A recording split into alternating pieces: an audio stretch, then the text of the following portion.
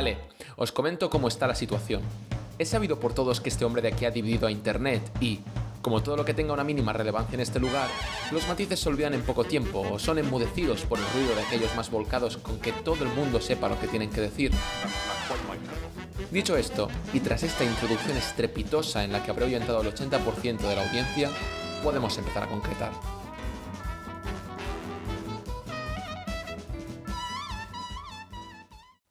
Normalmente, en cuanto se menciona la figura de Christopher Nolan, aparecen rápidamente dos opiniones contrariadas. La primera sostiene que un director británico es un señor arrogante que intenta dotar de complejidad sus historias y que, por lo general, fracasa estrepitosamente y asume que los espectadores son todos unos gilipollas. Algo así como el David Cage del cine. La segunda opinión es radicalmente opuesta y alaba a Christopher Nolan como un director fantástico. A veces, mucho más de lo que deberían. En esta segunda categoría se englobaría todo el fenómeno fan y demás, que aunque no me parece mal que te guste mucho un director, un actor o un cantante, joder, córtate un poco, que a veces me cuesta ver la diferencia entre idolatría y culto, ¿eh?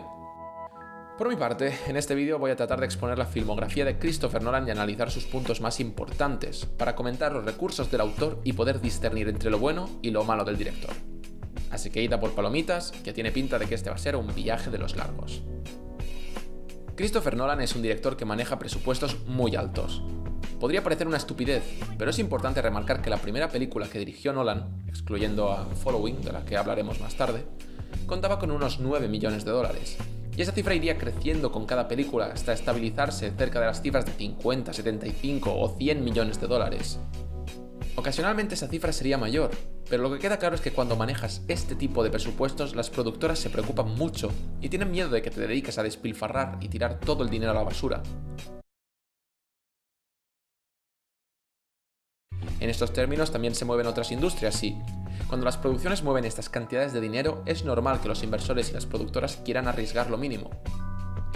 Aún así, Nolan ha contado desde su ópera prima con la sorprendente confianza de Warner Bros., que no le ha puesto muchas trabas a la hora de materializar sus ideas en la gran pantalla. Esto ha permitido que el cineasta no se haya visto obligado a sacrificar su visión artística o su capacidad de arriesgar, pero sí que le ha condicionado a usar ciertos recursos difíciles de manejar correctamente, como la exposición, pero ya hablaremos de eso más adelante. Ahora toca hablar de la visión artística de Nolan.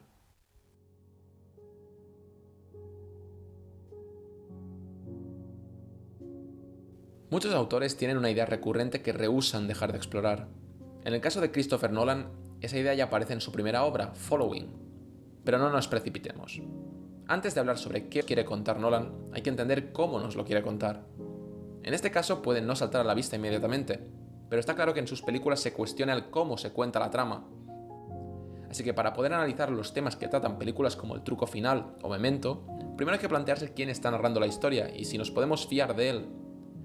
La base de la que parte Nolan cuando elabora sus guiones es que no todo lo que nos cuentan en la gran pantalla tiene por qué ser absolutamente cierto o haber sucedido así. Como cuando cuentas a tus amigos una anécdota, básicamente. A veces habrá partes más exageradas o incluso pequeñas mentiras blancas que no hacen daño a nadie. La segunda idea se basa en los tiempos y recursos narrativos que maneja Nolan. En obras como Memento, El truco final o Dunkirk hay un claro razonamiento detrás de la elección de cómo organizar la trama. En Memento la historia se cuenta de esa forma para que el espectador pueda empatizar con el protagonista, dado que si él no puede recordar, tú tampoco sabrás que venía antes de la escena que te muestra Nolan. Tras esta forma de contar historias, Nolan abarca un tema que es recurrente en toda su filmografía: el hombre atrapado en el laberinto. Los protagonistas de las películas de Nolan son personajes o bien marginales o bien inadaptados a los tiempos que corren. Además, viven resentidos por las elecciones que han tomado y están atrapados en un laberinto metafórico. Leonard vive en un círculo de venganza parecido al mito de Sísifo. Dormer se ve a sí mismo en un lugar dantesco descendiendo paulatinamente a la locura, y Cobb ha perdido el sentido de la realidad y vive vagando en busca de un billete de vuelta a la cordura, por ejemplo. El hombre atrapado en el laberinto es la idea que ha obsesionado a Nolan desde su primer largometraje, y es una idea aterradora, que aunque se muestre en unas situaciones alejadas de nuestro día a día, se siente cerca, peligrosamente cerca. Todo nació en Following. En 1998 Nolan hizo un largometraje con un presupuesto de 6.000 libras que tardó en completar junto a un pequeño grupo de amigos y conocidos un año y no mucho. Quedaban los fines de semana y solo rodaban los sábados por tema de horarios. Ya sabéis, muy universitario todo. El film tuvo una sorprendente buena acogida y logró recaudar 40.000 libras, situándolo en el punto de mira de las productoras grandes. Following cuenta con todo lo bueno de Nolan y a su vez con los defectos que ha acarreado durante toda su obra. Dichos defectos son la espada que esgrimen aquellos críticos con el director y, aunque comprendo muchos argumentos que proponen, normalmente pienso que esas mismas personas se olvidan de que deben situar a Christopher Nolan en su contexto. Como decía al principio, este hombre realiza películas de grandes presupuestos. Un defecto que se le achaca a Nolan es que acostumbra a introducir exposiciones innecesarias, que si se eliminasen no perjudicarían a sus películas. Es el caso de Origen, Following o El truco final. Aunque debo admitir que concuerdo con esta tesis parcialmente, no acabo de entender este punto. Quiero decir, en el caso de Origen, la exposición tiene lógica dentro de la diégesis, porque siempre que se nos lanza una nueva información, esta se le está explicando a un personaje que no conoce las reglas con las que juegan los personajes de la película.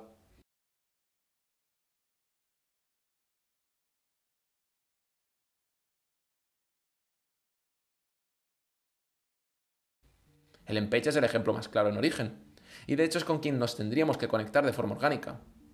Aunque pienso que esto crea una disociación rara porque la película se focaliza principalmente en el personaje de DiCaprio, pero el personaje de Ellen Page parece diseñado para que nos identifiquemos con ella. Pero ese es otro tema.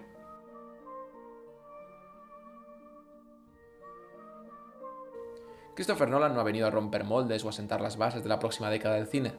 Tampoco quiere transmitir historias complejas con una profundidad que muchos creen aparentemente falsa, sino que los temas que explora le obligan a retorcer sus narrativas. A veces acierta y a veces no, pero por lo general quedarse con esto es rascar la superficie. Necesitamos directores como Nolan.